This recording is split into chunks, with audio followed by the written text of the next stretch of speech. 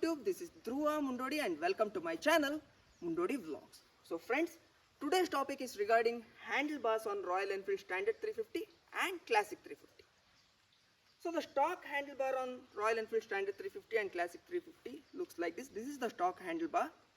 It's designed in such a way that when the rider is riding the bike, to the observer, he should look macho, okay, and his shoulder should look wide, like this, okay.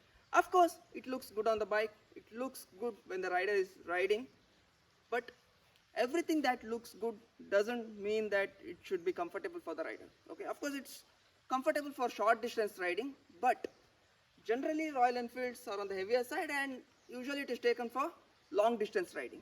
So during long distance riding, the stock handlebar is not very comfortable. The main drawback is the rider will get back pain as well as he will face shoulder numbness, okay.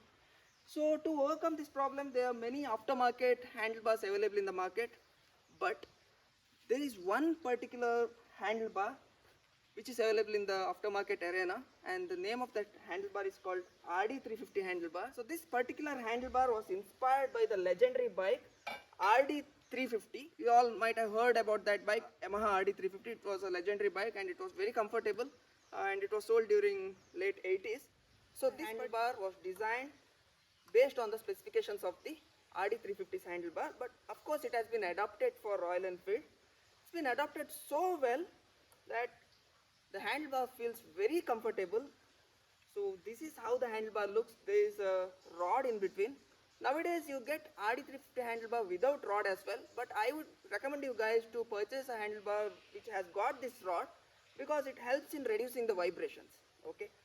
And one more advantage of this handlebar is, especially when you are fixing it on old standard 350s, generally old standard 350 didn't get this handlebar weights, but after fixing this handlebar to old standard 350, you get the option of fixing this handlebar weight, and that will also greatly help you to reduce the vibrations, okay.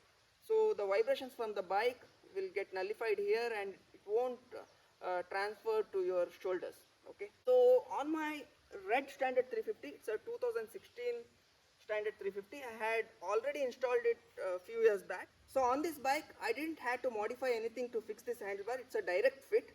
Also the bar and weight, it came as stock with my original handlebar. I just had to fix it into this RD350 handlebar, and after fixing this handlebar, I'll tell you, the bike became so comfortable.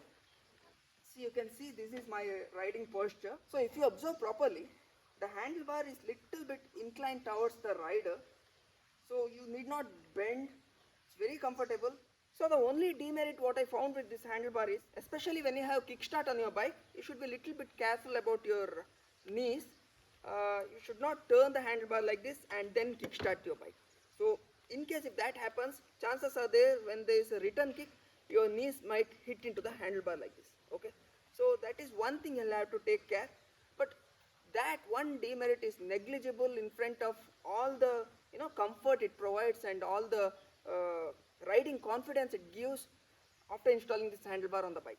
On new standard 350, installing this handlebar is a direct fit and you need not do any alterations.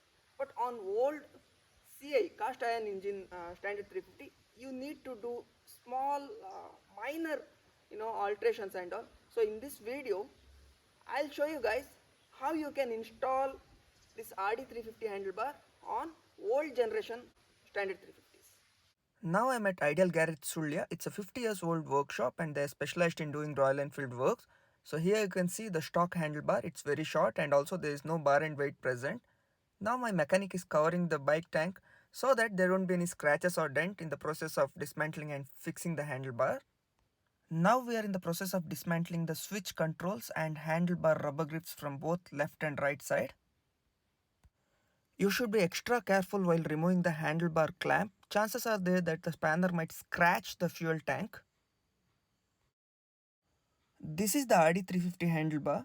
Here you can see my mechanic is grinding the edges of the handlebar. The reason why he is doing it is because to fix the bar and weight properly, you need to grind it a little so that there will be a perfect fit. So this is the bar and weight, okay.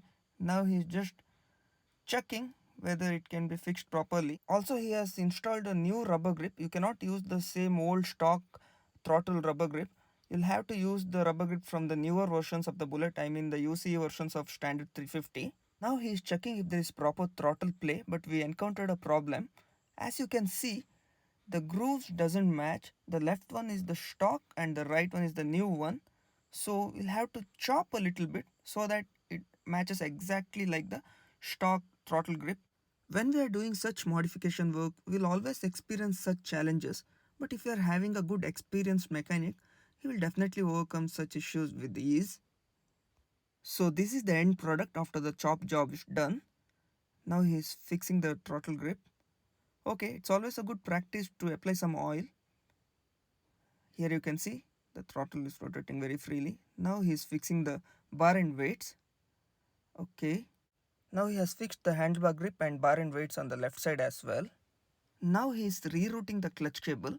Since the new handlebar is little bit on the higher side compared to the stock handlebar, you will have to reroute the clutch cable in such a way that there is proper free play of the handlebar. Okay, the clutch work is done now. Now it's time for us to tighten the handlebar clamp. So before doing this, you just have to sit on the bike, adjust the handlebar in the most comfortable angle which is suitable for you, and then tighten it. So that's it for today, guys. I hope you have found my video to be informative and interesting. If you have liked my video, please hit the like button, and if you haven't subscribed to Mundodi Vlogs, please subscribe to Mundodi Vlogs for more such informative and interesting videos in the future. Thank you, friends.